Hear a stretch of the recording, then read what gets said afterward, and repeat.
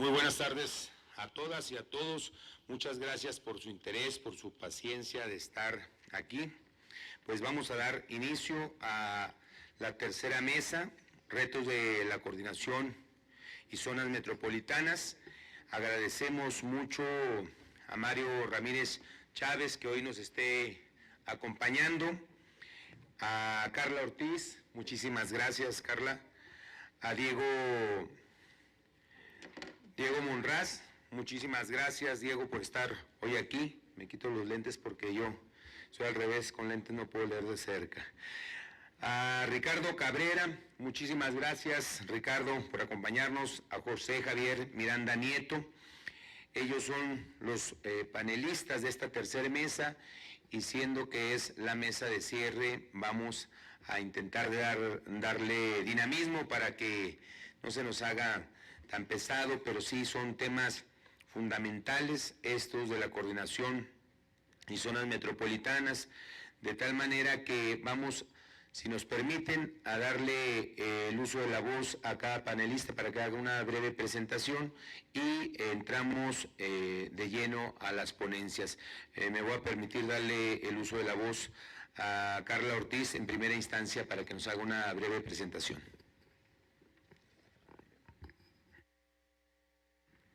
¿Qué tal? Buena tarde. Mi nombre es Carla Ortiz. Yo me dedico a ver temas de transparencia y protección de datos personales, principalmente en el ámbito gubernamental. Pero bueno, empecemos por qué es un dato personal. Un dato personal es toda aquella información que nos hace identificables o nos identifica como personas. ¿Qué significa que un dato me haga identificable? No necesariamente mi nombre es nada más lo que me hace identificable. Cualquier información, sea directa o indirecta, como, no sé, mi cargo, por ejemplo, es un dato personal. De ahí pasaríamos a por qué es importante que estos datos se protejan. Estos datos, desde mi punto de vista, la protección de datos personales es como una puerta, que si se vulnera, si se abre esta puerta, le da cabida a cualquier persona o a cualquier una intrusión propiamente a una esfera muy vulnerable que nosotros tenemos como personas.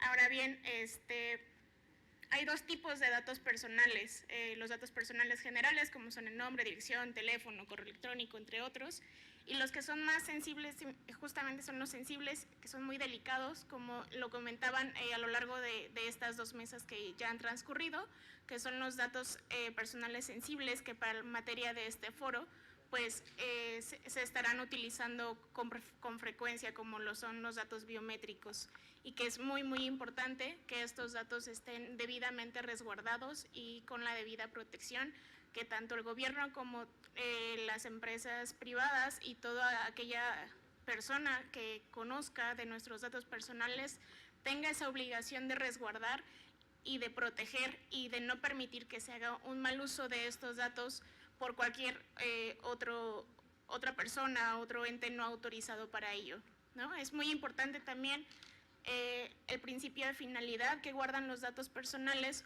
porque no nada más necesitamos saber cuáles son nuestros datos, a quién se los damos, sino es muy importante conocer para qué se los damos. En materia de este foro diríamos, ¿por qué para la emisión de una licencia de conducir me pedirían, no sé, mi afinidad política?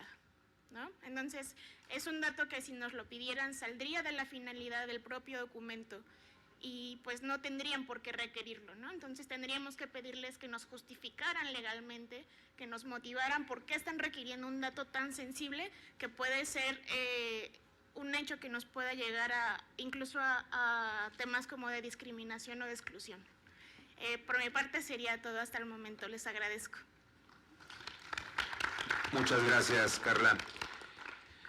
Vamos a dar el uso de la voz a Mario Ramírez Chávez. Por favor, Mario.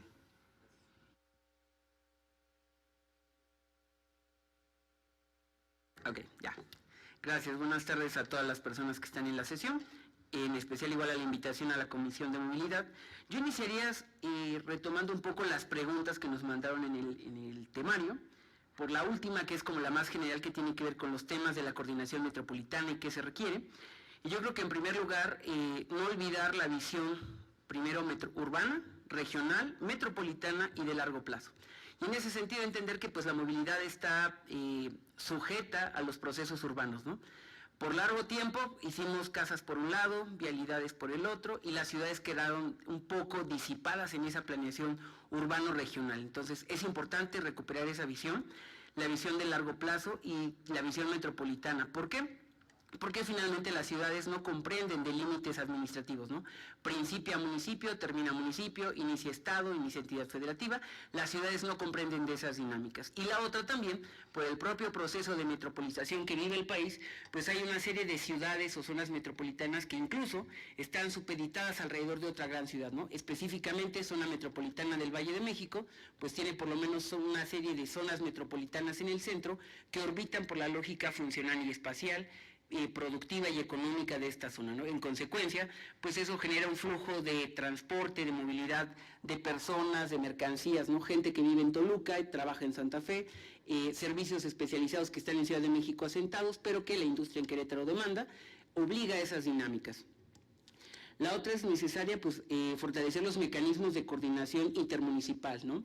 En ese sentido, dar una mayor participación a los gobiernos locales. Yo sé que eso puede ser muy complicado. Si pensamos en el tamaño de esta zona metropolitana, por ejemplo, hablamos de 106 gobiernos locales, 3 entidades federativas, 18 organismos desconcentrados, 14 descentralizados y un gobierno federal. Entonces, coordinar a todos esos es un desafío sumamente interesante y que demanda muchísimo tiempo. La otra es generar una agencia o una institución, ya sé que eso suena a generar más burocracia, pero en realidad es encargada de dar seguimiento a los compromisos y trabajos interinstitucionales. Y eso va de la mano con la institucionalización de la visión metropolitana. Si no contamos con este aparato, este ente que organiza, que da seguimiento a los trabajos, difícilmente se van a llevar a cabo ese tipo de proyectos o acciones tan específicas como es la emisión de una licencia de conducir, por ejemplo, ¿no? Necesaria también la integración de organizaciones y comités vecinales, ¿no? De la sociedad civil y de profesionistas en los procesos de toma de decisiones. También la generación, bueno, de bancos de datos generales. Hace rato escuchaba en la mesa anterior, ¿no? Cada quien tiene su propio banco de datos. Yo creo que tampoco centralizarlo es lo ideal, pero sí tener una base que lo que permite, aprovechando el uso de las nuevas tecnologías, dependiendo del grado de incidencia que se tiene en el proceso de diseño de la licencia o de la sanción en caso de incumplimiento, puedan acceder a la información de las personas dentro de ese banco de datos. Y que, bueno, obviamente, dependiendo, si hablamos de una zona metropolitana que ya tiene un reglamento de movilidad a nivel metropolitano, tenga ese banco de datos metropolitano en donde las distintas autoridades puedan irlo alimentando. La otra también, bueno, es la generación de indicadores y criterios generales que permitan justamente la homologación de la información, porque cuando hacemos estos bancos de datos, el problema también que tenemos es la calidad de la información con la que se están alimentando. Si pudiéramos partir de tener claro cuál va a ser el indicador o la calidad de la información que vamos a subir, pues va a ser un banco de datos mucho más útil para la toma de decisiones. La otra que tiene que ver con, bueno, buscar que no se logren o que no se generen o incentiven, ¿no? Relaciones de subordinación, ¿no? Evitarlas en la medida de lo posible. Yo creo que lo fundamental en la coordinación a propósito de los ámbitos de competencia, pues en este esquema en el que tenemos leyes generales son competencias concurrentes, ¿no? Y eso nos lleva a empujar un poco la conducción de gobierno. No pensar tanto en, bueno, a mí yo tengo tales funciones, tales atribuciones, sino en función del eje temático, cuál es mi competencia y yo cómo contribuyo. La conducción de gobierno puede ayudar un poco a dirimir un poco esa controversia entre los distintos órdenes de gobierno. Y también, bueno, generar mecanismos de resolución de disensos y conflictos cuando tenga que ver con la toma de decisiones. También escuchaba en el foro anterior, por ejemplo, ¿no? Sobre la importancia de tener un examen, por ejemplo, para la emisión de la licencia. Bueno, no necesariamente teórico, pero sí práctico. La Ciudad de México, por lo menos hasta cuando existía CETRAVI, no sé ahora con CEMOVI, pero CETRAVI sí tenía, por ejemplo, simuladores para aquellas personas del transporte público, ¿no? Taxistas o que operan camiones del transporte público en la ciudad, ya utilizaban simuladores, un análisis toxicológico para saber si las personas conductoras eran adictas a ciertos psicotrópicos, qué tanto afectaba o no a sus reflejos, en este caso, y sus habilidades al momento de conducir. Y bueno, quizás ese tipo de cosas sí se podrían replicar y establecer como piso mínimo, ¿no? Para la emisión de esa licencia de conducir. La otra también tiene que ver con generar o homologar una serie de requisitos, ¿no? Se habla un poco sobre qué tan válida es una licencia física o una licencia digital. Bueno, yo creo que si estamos transitando en la lógica de un gobierno moderno, abierto, electrónico y cercano, pues nos facilita y abarata muchos costos que pudiéramos emitir licencias de conducir electrónicas. De hecho, por ejemplo, la Secretaría de Educación Pública, ya las cédulas profesionales son mediante PDFs, ¿no? Entonces creo que eso puede abaratar costos operativos, pero también puede facilitar la emisión de este tipo de documentales. Finalmente también la generación y la aplicación de este reglamento de metropolitano y de movilidad, eso sí es importante entenderlo, no es la misma dinámica a pesar de que estén en el mismo proceso las ciudades, el tamaño, los flujos, la cantidad de viajes que ocurren en cada una de estas ciudades, al momento de aterrizarlo sería importante tenerlo en consideración. Y la otra, bueno, en cuanto a si la identificación es oficial o no, pues yo creo que tendríamos que hacer ahí un cambio de la cultura organizacional y eso nos va a llevar un buen rato, pero más vale iniciarlo, porque bueno, finalmente si es una identificación que tiene una fotografía, que fue emitida por una autoridad, pues claro que es válida, ¿no? Es oficial en ese sentido. Entonces, creo que sería importante ir un poco desterrando esa cultura y que permita, bueno, también transitar hacia estos procesos digitales, claro, como también ya lo mencionaba Carla, con toda la protección de datos personales que de acuerdo al marco regulatorio se establece, sobre todo para los entes públicos que manejan información de terceros, y en ese sentido, pues es importante integrar a los gobiernos locales en esas tomas de decisiones, ¿no? Por lo menos que en la movilidad no ocurra lo que sí ocurrió en el desarrollo urbano, en donde los gobiernos locales fueron enterados de, bueno, vamos a construir 30,000 casas, así que pues apúrate porque tienes que hacer una serie de requerimientos de infraestructura urbana que generaron, bueno, los grandes problemas que hoy enfrentan las ciudades y las zonas metropolitanas que siguen creciendo en el país. Por el momento yo lo dejaría hasta aquí. Gracias. Muchas gracias, Mario. Y con el mismo objeto le vamos a ceder el uso de la voz a Diego Monraz para que haga una presentación de dónde viene y una introducción breve. Muchas gracias. Muchas gracias.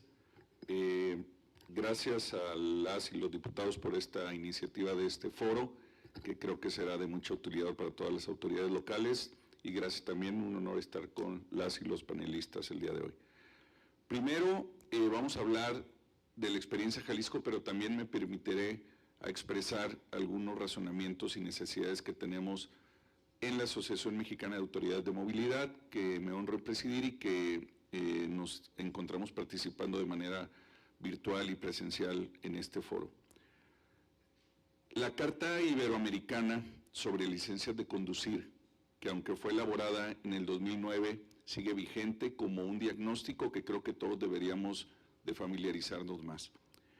Esta Carta Iberoamericana fue construida por el Observatorio Iberoamericano de Seguridad Vial e hizo un análisis, un diagnóstico del comportamiento de las licencias de conducir en Iberoamérica. Hay datos alarmantes y también información muy útil para que podamos avanzar en estos objetivos generales que también concluye la misma carta, que es homologar y registrar nuestras licencias. Hay una gran variedad de formas en las que se otorgan estos certificados de conducir y coincido con otro compañero panelista que decía que la licencia de conducir no es un derecho, es un privilegio, o sea, es una comprobación de tener aptitudes físicas, mentales, de conocimientos, de responsabilidad para poder conducir un automotor de 1, 2 o más toneladas de peso y que se ha convertido en nuestras calles en la segunda causa de orfandad en nuestro país. No es un asunto menor y por lo tanto hoy ya al tener en la Constitución el derecho a una movilidad segura y una ley por primera vez que fue aquí promulgada hace algunos meses con la Ley General de Movilidad y Seguridad Vial, hoy tenemos que dar el siguiente paso. Por eso celebramos que en este foro hablemos de un tema tan trascendente y también menciono que venimos de otro foro el mismo día de hoy en el Senado de la República, donde se hablaba de la importancia de la obligación de seguros para seguros de responsabilidad cívica para conducir vehículos en nuestro país. Estos son dos grandes temas que hoy estaré entregando a la Comisión de Movilidad nuestra experiencia en Jalisco, y lo único que iniciaría es en mencionar y en pedir y proponer que conozcamos esta Carta Iberoamericana sobre licencias de conducir, en el que se hace un diagnóstico vigente y muy válido de todo Latinoamérica, pero que también a nivel nacional es una realidad. La cancelación de licencias por comportamientos antisociales o delictivos al conducir vehículos no está teniendo ningún resultado en nuestro país porque no estamos ni homologados ni con un registro estatal. Esta licencia de conducir que nosotros expedimos en Jalisco por 4 años y que nos hemos de verdad esforzado en que tenga todas las medidas de seguridad para que sea reconocida en cualquier lugar de México o el mundo, mañana la podemos cancelar por reincidencia en alcoholimetría y a 1 hora y media de distancia alguien más la va a ir a sacar en otro estado, porque no tenemos un registro único y porque los esfuerzos que estamos haciendo han quedado aislados en 32 países pegados en uno, donde en cada uno parecería que nuestra autonomía está mal interpretada por falta de coordinación. Este módulo de coordinación es clave para reconocer que es urgente, apremiante, que compartamos nuestra información, que homologuemos nuestros requisitos y me quedaría esta primera parte en decirles que junto con el Sistema Nacional de Movilidad y Seguridad Vial, que ya está instalado en nuestro país producto de esta ley y que hoy encabeza la SEDATU, estamos ávidos de que existan los mecanismos de coordinación para llegar a ello y que no tengan duda, las 32 estados del país estamos en espera y estamos participando hacia ese camino para tener una mejor coordinación. Por último, yo dejando también muy en claro nuestra preocupación porque haya municipios que hayan tomado la atribución de autorizar a personas conducir. Esto sí es gravísimo porque la coordinación sería imposible. Hay miles de municipios en nuestro país y si coordinar a 32 estados con la federación ha sido complejo, lo otro, créanme, sería imposible. Muchas gracias, secretario.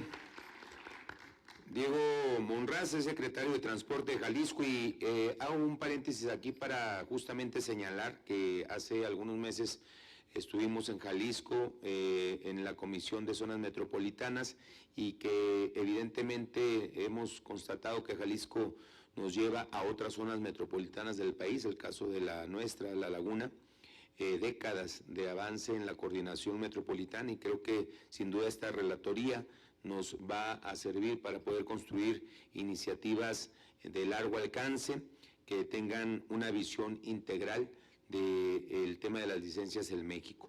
Sin más, voy a darle el uso de la voz también a Ricardo Cabrera, que es director del Registro de Licencias y Operaciones del EDOMEX. Adelante, Ricardo, gracias.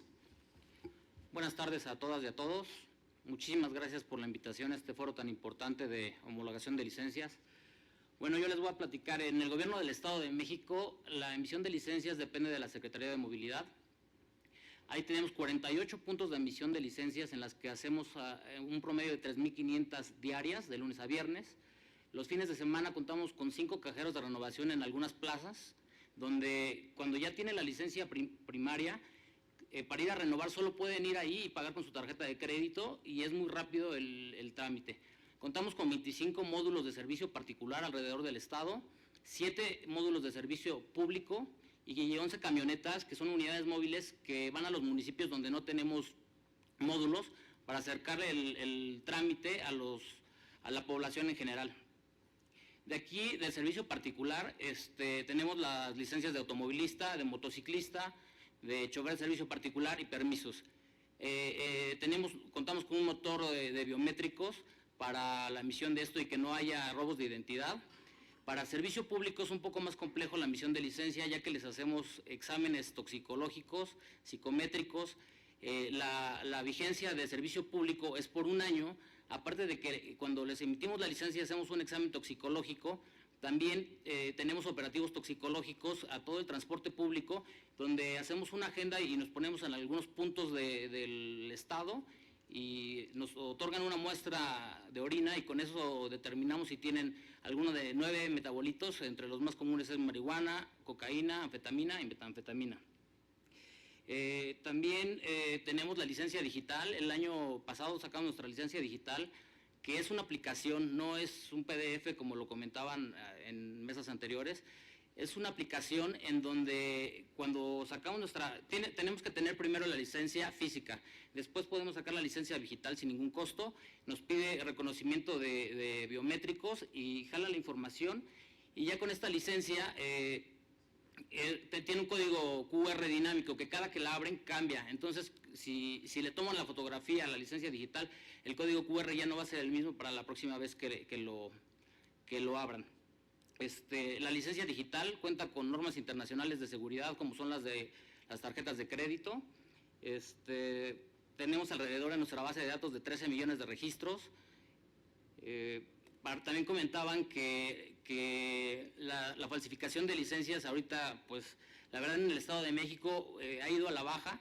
Pusimos en las licencias físicas una página donde pueden consultar la veracidad de esa licencia sin que arroje datos. Nada más se pone el número de licencia y nos arroja el vencimiento que tiene que coincidir con la licencia física. Eso sería todo, gracias. Muchas gracias, director. Vamos a dar el uso de la voz a José Javier Miranda Nieto. Él es director general del Repube. Adelante, director.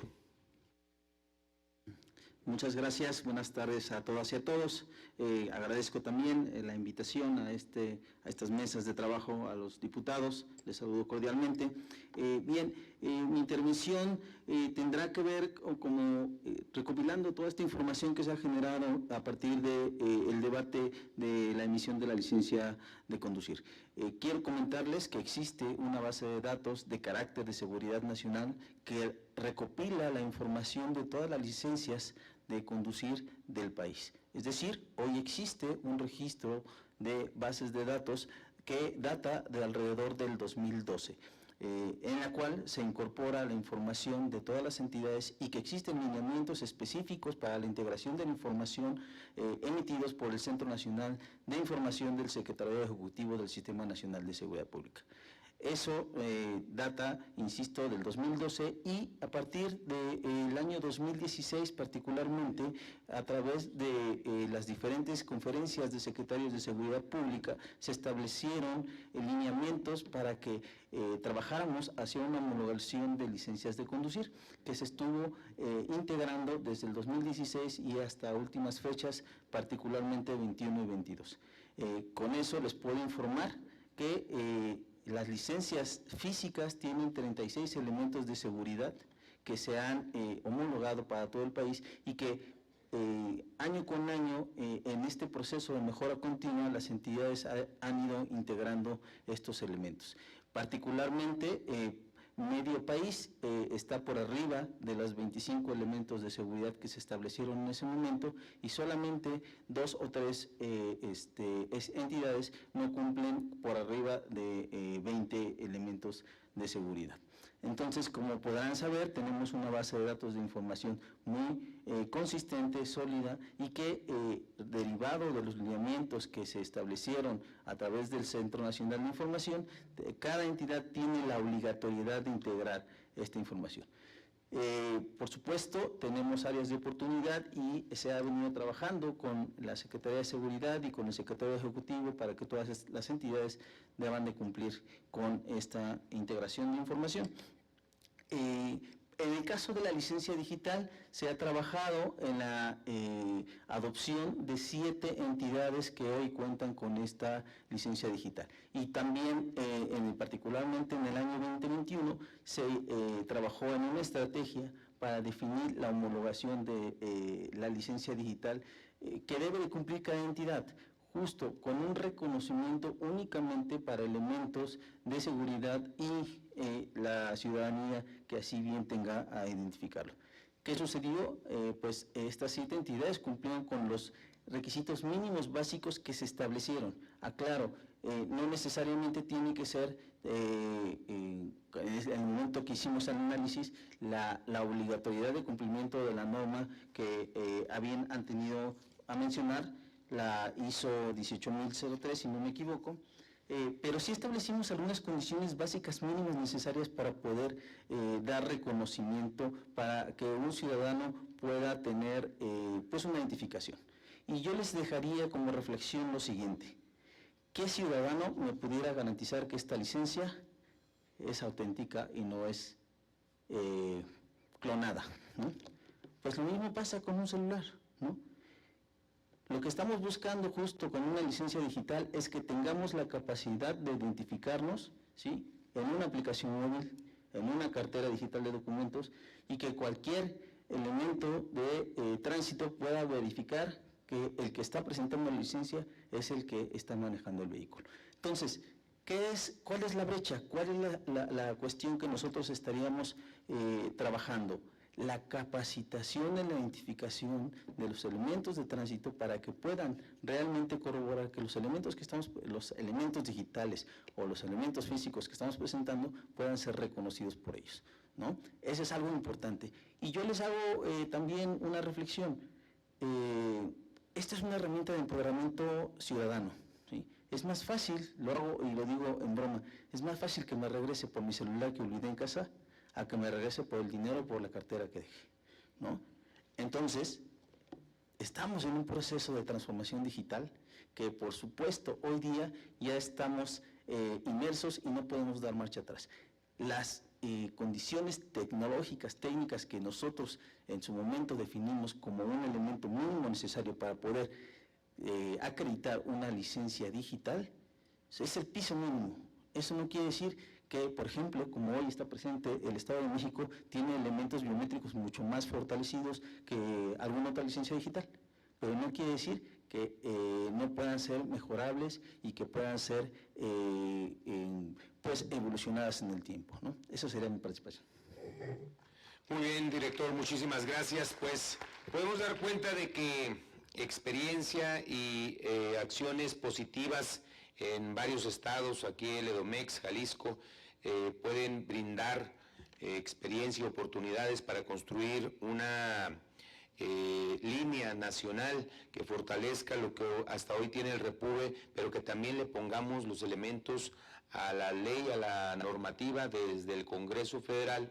Por eso el interés de la Comisión de Movilidad en generar este foro, para que realmente existan las condiciones que permitan ir empujando cada vez más a que los estados se sumen desde una normativa que podamos emitir en el Congreso. Creo sin duda que esta relatoría va a dar para que en breve esta comisión, así como lo hizo con la ley de movilidad, que es un ícono de esta legislatura y de las más recientes, también podamos emitir lineamientos en el sentido de las licencias de conducir, generar los criterios necesarios, homologados, el tema de la accesibilidad para las personas que viven con discapacidad, el tema de la protección a mujeres, que no existan violentadores que estén manejando vehículos públicos, por ejemplo, transporte público, que también es muy importante, el tema de que podamos identificar de primera mano a las personas que han provocado accidentes por consumo de drogas, de alcohol. Entonces, sin duda que necesitamos pensar en un padrón nacional que nos permita a todos los estados identificar de manera inmediata, por supuesto, cuidando los datos personales, que aquí Carla ha expuesto que son fundamentales, que incluso hace apenas unas semanas, unos meses, se abrió un debate muy intenso aquí en el Congreso en ese sentido de la protección de los datos personales, y yo creo que cuidando todo eso debemos pues de impulsar una normativa que nos permita garantizar bajar ese porcentaje de accidentes carreteros, esas 44 decesos diarios de personas que tienen que ver con el descuido, con la falta de pericia aprobada de los conductores, con la capacitación, la formación, el cuidar que tengan las condiciones físicas adecuadas para poder conducir sin que esto limite la accesibilidad para las personas con discapacidad. Pero en fin, haremos toda una relatoría y sin duda que estaremos tocando la puerta de los panelistas, de los expertos, para un poco abrir el debate. Me voy a permitir leerles algunos cuestionamientos, preguntas que se han hecho llegar a la mesa para que podamos entrar en materia. ¿Qué es, por ejemplo, qué validez tienen las licencias de conducir, tanto física como digital, expedidas en una determinada entidad en el resto del territorio nacional? ¿Qué acciones de coordinación son necesarias entre autoridades intermunicipales e interestatales para el control, limitación y aplicación de sanciones relativas a la gestión de licencias de conducir, hablando de documentos y bases de datos? ¿Cuáles son los límites de dicha coordinación para evitar conflictos entre las competencias que cada entidad tiene, cada organismo tiene? La coordinación en zonas metropolitanas, que es fundamental, requiere una caracterización particular. ¿Qué acciones o estrategias son esenciales? Y estos son los planteamientos que se ponen sobre la mesa para abrir el debate, y si me permiten, entonces seguiríamos en orden dándole la palabra a Mario Ramírez Chávez para que pudiéramos entrar en materia. Ok, gracias. Bueno, vuelvo sobre todo en este tema, ¿no? Los límites de la coordinación para evitar conflictos a nivel metropolitano. Yo creo que sí es importante cambiar la cultura organizacional dentro de la administración pública y comprender que si bien los municipios son libres y soberanos, las entidades federativas son libres y soberanas, lo cierto es que al momento de formar parte de una zona metropolitana, el bien mayor es la zona metropolitana, ¿no? Incluso tenemos ahí una jurisprudencia que emitió la Suprema Corte de Justicia a finales de los años 90, cuando hay justamente una controversia en Jalisco, ¿no?, entre el municipio de Guadalajara y Zapopan por el color que tenían que seguir los autobuses de las distintas rutas de transporte público, ¿no? Porque Guadalajara ya había establecido una serie de colores para las distintas rutas y Zapopan reclamaba de, bueno, a mí ¿por qué me estableces un color? Yo también soy libre y soberano, ¿no? O sea, Guadalajara no va a mandar a Zapopan, ¿no?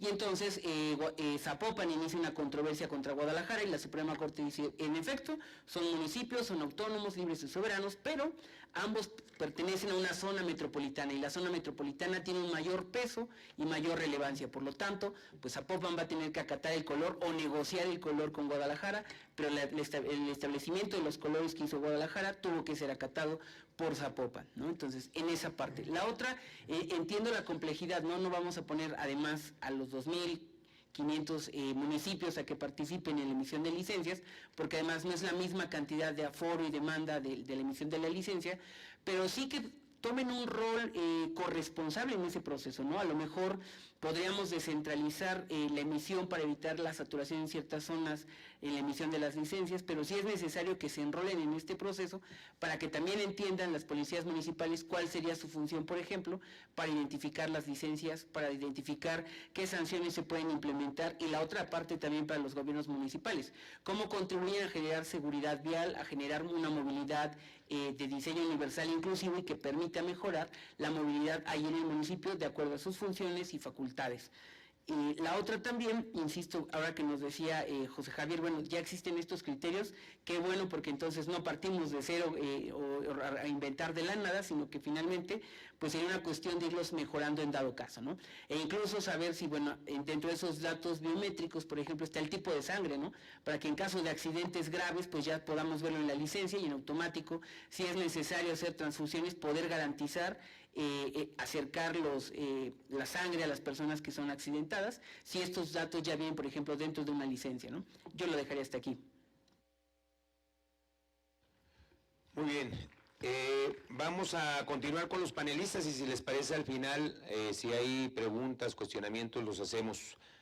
Vamos a continuar con Carla para darle seguimiento al orden de los panelistas aquí inscritos.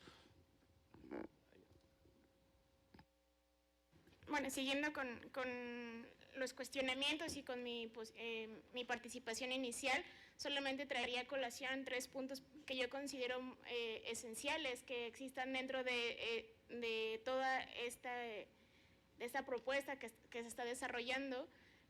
La principal sería hacer de conocimiento a los usuarios los mecanismos que tienen para acceder, para rectificar, para cancelar o para oponerse al uso de sus datos personales, que son conocidos como derechos ARCO. El siguiente punto sería construir avisos de privacidad y dárselos a conocer a los usuarios, en donde les digan todas las medidas de seguridad bajo las cuales están protegidos sus derechos, pues el Estado mexicano tiene la obligación constitucional de dar esta certeza a toda la sociedad mexicana. Y como último punto, también me parecería adecuado que todos los usuarios de la licencia supieran que en caso de una vulneración o de un mal uso de sus datos personales, cuáles son los mecanismos que ellos tienen para defenderse, cuál es la posición de ellos como usuarios ante una vulneración, ante una falta de protección de sus datos personales, qué ejercicios legales ellos pueden ejercer, porque a lo mejor para nosotros se nos hace un poco fácil porque estamos como dentro del tema, pero la mayor parte de los usuarios pues lo desconoce y me parecería muy bueno que se les hiciera como de este conocimiento. Sería todo. Muchas gracias, Carla. Muy interesante. Vamos a dar el uso de la voz a Diego Monraz nuevamente.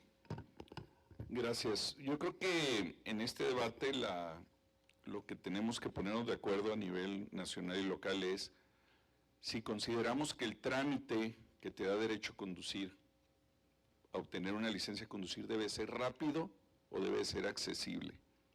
Creo que no es lo mismo y tenemos que ser muy cuidadosos en ello. Cuando te formas por una licencia del INE, tienes el derecho a que te lo den, y sin costo. Y anteriormente más rápido, ahora toma algunos días, pero de manera casi expedita. No es lo mismo con una licencia de conducir. No debemos de confundirnos de que esta licencia, aunque sí te da reconocimiento de personalidad, sí es para autentificar a la persona, no es lo mismo que una cédula de identidad, ni que una cédula de votación. Las licencias de conducir, que son gratuitas, sin requisitos y expeditas, no deberían de ser válidas, no deberían de ser reconocidas en ningún lugar del mundo, no solo en México. Y está sucediendo. No les quiero dar malas ideas, pero si se meten ahorita a Facebook y le ponen licencias de conducir, te las venden con solo mandar tu fotografía. Inventas el nombre que quieras y las obtienes a la vuelta de algunos días por 1,500 o 2,000 pesos. Eso es terrible. De llegar a certificar eso, países de Norteamérica o de Europa ya no van a querer reconocer ninguna licencia de conducir mexicana. Es terrible que esté sucediendo todavía eso, principalmente en municipios de por lo menos 2 estados del país que no tienen ningún control y hay una corrupción terrible en ello. Otro día hablaremos de los permisos para conducir sin placas, que coincide en los mismos municipios y que también mandan los paquetes en blanco para ser llenados en agencias o lotes de seminuevos por todo el país. Esto es terrible y es un acto delictivo que está poniendo en entredicho el esfuerzo de control, de orden, que sí queremos dar encaminados a la seguridad vial en todos los demás estados del país.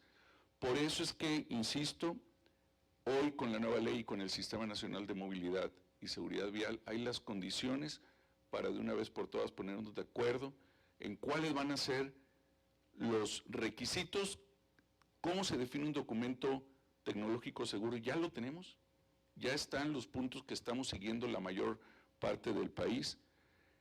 Que haya claridad qué gobiernos sí pueden expedir licencias de conducir y cuáles no. Ya sabemos que el transporte federal lo hace la SCT y los gobiernos locales deberían de ser solo las 32 entidades. Un registro unificado, ya lo dijimos, que se pueda hasta cruzar, sería una maravilla cruzar los biométricos con lo que tiene INE, con lo que tienen pasaportes o algunas otras plataformas como Plataforma México. Porque les voy a dar un dato, desde hace 13 años, la vez pasada que fui secretario en Jalisco, empezamos a capturar biométricos, llevamos 13 años capturando biométricos. Este año vamos a hacer casi 600,000 licencias de conducir. ¿Y saben para qué ha servido la cantidad de biométricos que hemos ahí capturado? Para nada. Nadie las ha utilizado para algo. Pero ya llevamos 13 años capturando biométricos. Requisitos de aptitud, teórico y práctico y también de salud. La vigencia, también una licencia, para mí una licencia sin vigencia no debería de ser válida. Eso es terrible, también es una irresponsabilidad. Un jovencito de 18 años que saca su primera licencia de conducir, ya los quiero ver a los 70 identificándose en Noruega con ella, a ver qué cara van a poner. ¿No? ¿Y quién le acredita que a los 70 o 75 años tiene condiciones y aptitudes para conducir un automotor de 2 toneladas de peso que puede ir a 150 kilómetros por hora? O sea, ese tipo de cosas, yo diría, no deberían de ser validadas, licencias gratis, sin requisitos, sin vigencia y expeditas, en pocas palabras. Muchas gracias, secretario. Vamos a dar el uso de la voz a Ricardo Cabrera, por acá, por este lado. Gracias. Bueno, pues en el Gobierno del Estado de México aceptamos las licencias de todo territorio nacional. En el Reglamento de Tránsito, en el artículo 41 viene, y el año pasado lo adecuamos con el artículo 40 bis, en donde también ya reconocemos las licencias digitales. Con la Ley General de Movilidad, pues bueno, esto ya va a ser en todo el territorio nacional, que es algo excelente. Aquí la problemática es de que cuando traen una licencia de conducir de algún otro estado y los paran en el Estado de México, pues la verdad no podemos ver la autenticidad del documento. Ahí la importancia de un mecanismo de verificación, como lo que platicaba en el registro nacional, sería excelente, y homologar los criterios para que pudiéramos checar que estas licencias realmente son buenas. Gracias. Muchas gracias, Ricardo. Para cerrar, damos el uso de la voz a José Javier Miranda. Muchas gracias. Respondiendo a la pregunta de mi estimado amigo del Estado de México, fíjate que en el 2021 se dio de conocimiento a todos los secretarios de Seguridad Pública del país la validez de 7 licencias digitales, que son las únicas que hoy día están disponibles en el país. Y justo para que se dijera cuál sería se iba a establecer un procedimiento para dar a conocer a todas las secretarías de seguridad cuáles son y cómo están conformadas estas licencias digitales. Si bien recordarás, la tuya es una de las que hoy está reconocida a nivel nacional, y esta pudiera ser verificada a través de los medios que ya conoces en otra entidad. Asimismo, tendrían que haberles ya dado conocimiento de cuáles son los mecanismos de verificación de estas licencias digitales, ¿no? Entonces, ahí, con gusto, si quieres lo revisamos, pero seguramente sí les dieron a conocer, y a lo mejor todavía no permean el procedimiento, ¿no? Yo quisiera también comentar, en relación a todo esto que se ha platicado, ¿cómo sería que se pudiera dar la emisión de las licencias, ¿no? Algunos requisitos mínimos que pudiéramos dotar a un ciudadano para saber si es, independientemente de que pueda demostrar que tiene las capacidades para poder conducir un vehículo, analizar otro tipo de información que radica también en diversas bases de información, ¿no? Por ejemplo, este tema de infracciones, ¿no? Tener una base nacional de infracciones que pueda determinar si ese ciudadano, independientemente de que cumpla con la capacidad, el conocimiento de poder manejar un vehículo, saber cuál es su comportamiento cívico ante la sociedad al manejar un vehículo, ¿no? Y si tiene una gran cantidad de infracciones porque se pasó un alto, porque a lo mejor hizo alguna falta en la vía pública, pues que tengamos el criterio y la capacidad de poder identificar que ese ciudadano va a ser un potencial ciudadano problemático al momento de conducir un vehículo y pudiera estar condicionado a emitirles una licencia de conducir o simplemente denegársela por cumplir algunos criterios, ¿no? ¿Qué otras cosas podríamos estar revisando? Existe el Registro Nacional de Detenciones, particularmente en el apartado de faltas administrativas, donde también podemos identificar cuál es el comportamiento, ¿no? Y con ello definir si este ciudadano es potencialmente riesgoso para manejar un vehículo, ¿no? Y algo que también pudiéramos estar revisando, que creo que vale mucho la pena, es la base de datos de información de la Oficina de asegurados, la Oficina Coordinadora de Riesgos Asegurados. ¿Por qué? Porque finalmente, si un ciudadano tiene una incapacidad para manejar de manera adecuada, seguramente tendrá colisiones, incidentes, choques, o habrá propiciado alguna situación que vialmente no es correcto o no tiene las capacidades correctas para poder conducir un vehículo. Considero que podríamos complementar toda esta información como una base de información para poder determinar si un ciudadano pudiera tener acceso o no a que se le otorgue una licencia de conducir. Se da cuenta de mi parte. Muchísimas gracias, director. Y en este punto, siendo que ya ha concluido la participación de los ponentes, si existieran preguntas, algunas dudas, es el momento. Bueno, pues yo me voy a permitir, ahí atrás, adelante, si tenemos un micrófono. Acá ya hay un micrófono.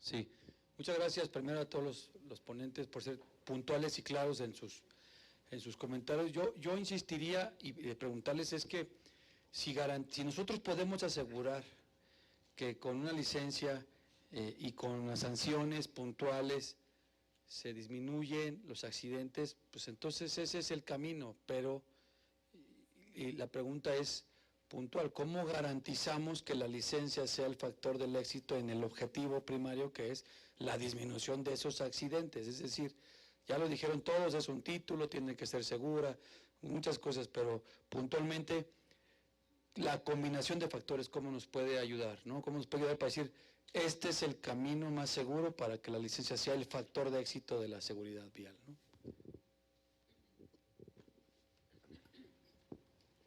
Muchas gracias, Ricardo, colega, por tu pregunta, por tu reto. Sin duda, los que hemos estudiado algunos años los factores que llevan a la seguridad vial, sabemos que esto es multifactorial. La vía, el vehículo, el conductor, el comportamiento social de los actores de la vía, etcétera, etcétera.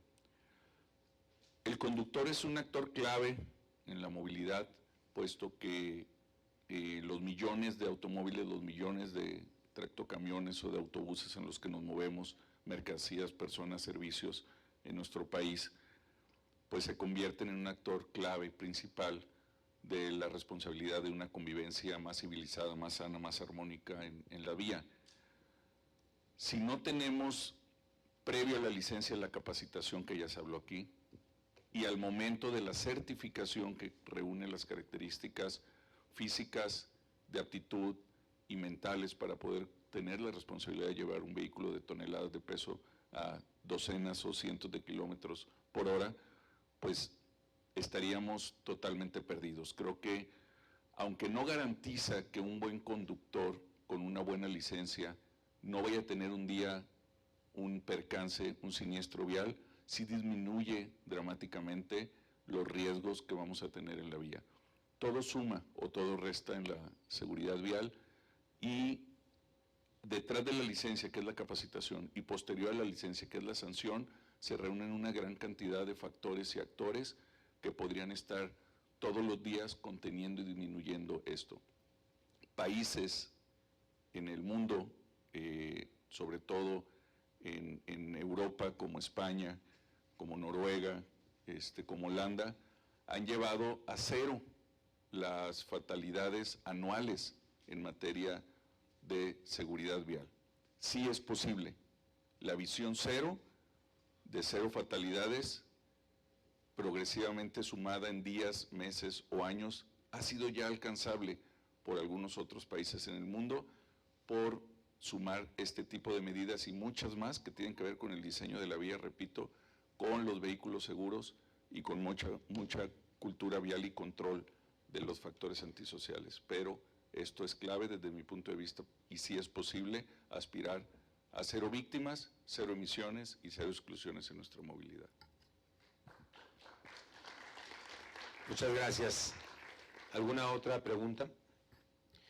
Bien, pues yo tengo una para José Javier de Repube, y es referente a qué mecanismos existen ahorita en la Secretaría que garanticen el cumplimiento de las disposiciones por parte de los estados y cómo se está validando.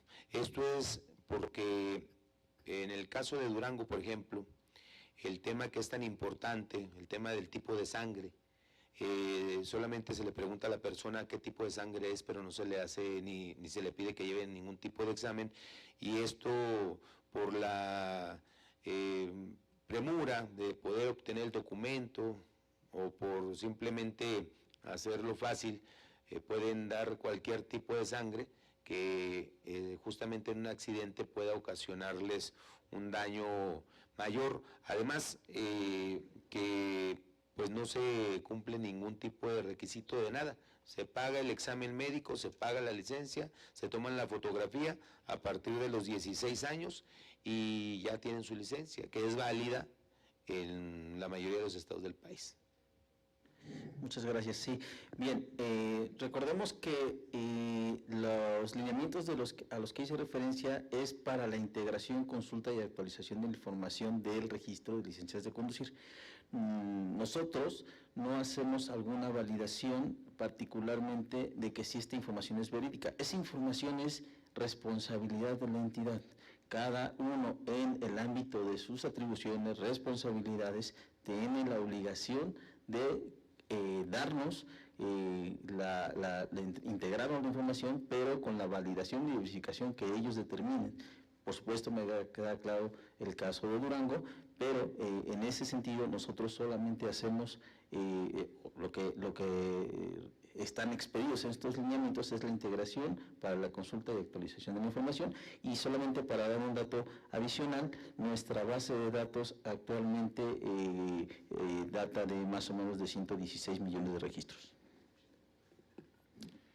Muy bien, pues justamente esto es lo que pone de manifiesto la necesidad de poder normar y legislar al respecto, porque que esté así de suelto el tema, pues no se puede garantizar. La pregunta que hacía el compañero, ¿cómo podemos garantizar que este sea un factor de apoyo para ir disminuyendo los accidentes, ir generando mejores condiciones a los automovilistas, a todo el tema de vialidad? Entonces, pues creo que son elementos muy importantes que habremos de considerar en la comisión, porque pues no puede ser que esté así de suelto todo el tema en el país. Si hay alguna otra participación de los ponentes o alguna otra pregunta de los asistentes, adelante. Sí, con todo gusto. Ahí le pasamos un micro.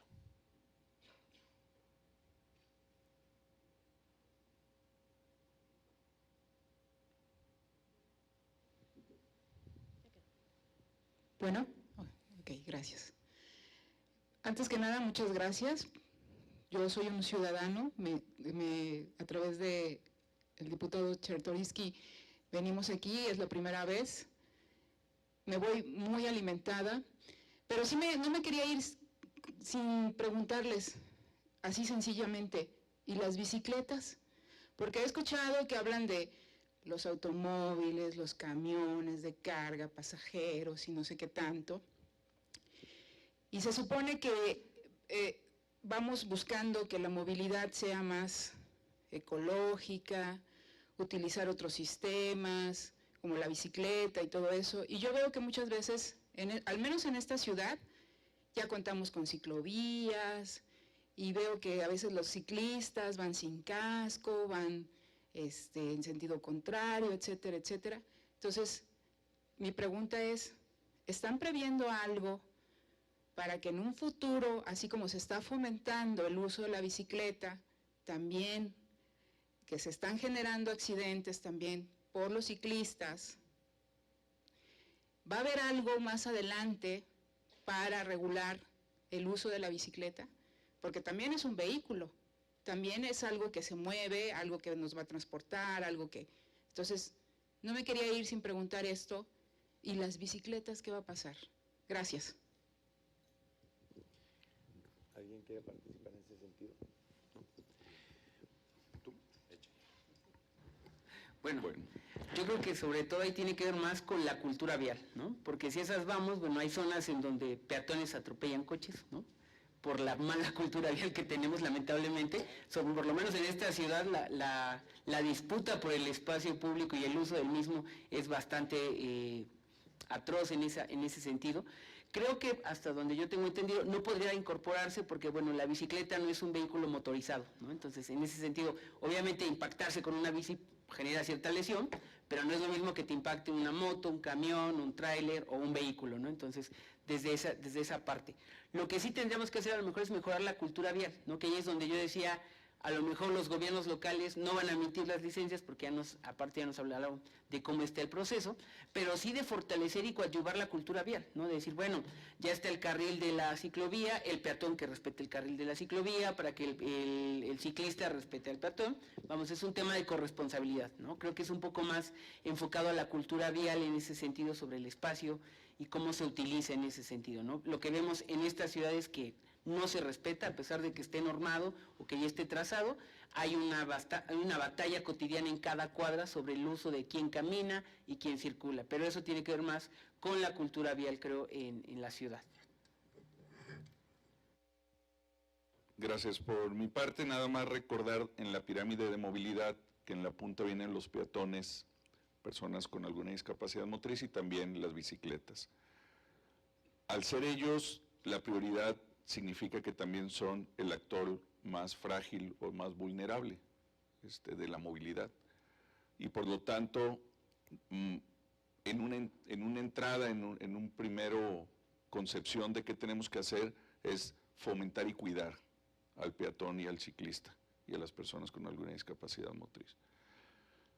No regularlo, sino fomentarlo. Hace falta comenzar a fomentar y a proteger al actor más vulnerable, que es la pirámide lo que nos marca. Segundo, efectivamente es indebido que un ciclista se meta a una zona peatonal andando, como es indebido que un automovilista se meta a una ciclovía. Sin embargo, la gravedad es mucho mayor de un vehículo automotor haciendo eso indebido que lo que pudiera llegar a pasar de un ciclista con un peatón. A mí me ha atropellado un ciclista, no fue agradable, aquí estoy. No me rompí ni un hueso.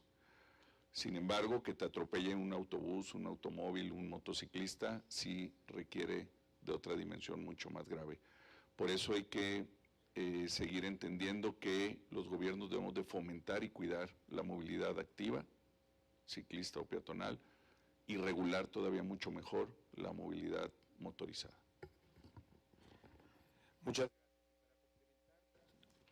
gracias. Y para complementar, justamente esta nueva ley de movilidad y la visión que se tiene desde la comisión es garantizar la movilidad sustentable. Al estar en este foro no quiere decir que estemos preparando a los ciudadanos para que todos conduzcan un vehículo automotor. Estamos pensando en los que así lo hacen, no tienen necesidad de hacerlo, pero la visión es que podamos migrar a transportes colectivos eficientes, ecológicos, a otras alternativas de movilidad, pero justamente la pregunta que usted hace es muy importante porque esa es la visión que en las metrópolis debemos de impulsar, el transporte sustentable, el transporte que no solamente ayude a movernos, sino que también cuide el medio ambiente. Y en esa visión, esta comisión ha venido trabajando con el liderazgo del diputado Salomón, y vamos a estar cuidando todos estos aspectos. ¿Alguien más que quiera participar? Bien, pues vamos con ello, concluyendo la participación de la tercera mesa, agradecer de verdad las aportaciones que ha tenido Mario Ramírez Chávez, académico, Carla Ortiz, experta en transparencia y datos personales, un una situación fundamental en el desarrollo de toda esta estrategia. A Diego Monraz, secretario de Transporte, que ha hecho valiosas aportaciones para la visión de la construcción de esta iniciativa de licencias homologadas a nivel nacional. De igual manera a Ricardo Cabrera, director del Registro de Licencias y Operadores del EDOMEX. A José Javier Miranda Nieto, director general del Repube. Muchas gracias a todas y todos ellos, y sobre todo gracias a ustedes por su interés, su participación. Con esto concluimos la tercera mesa de este foro de licencias para conducir, agradeciendo ampliamente la coordinación de todo el staff, del presidente de la Comisión de Movilidad, el diputado Salomón Chertorivsky, y a todas y todos los demás diputados que integran la comisión. Muchísimas gracias y estaremos compartiendo la relatoría. Hasta luego.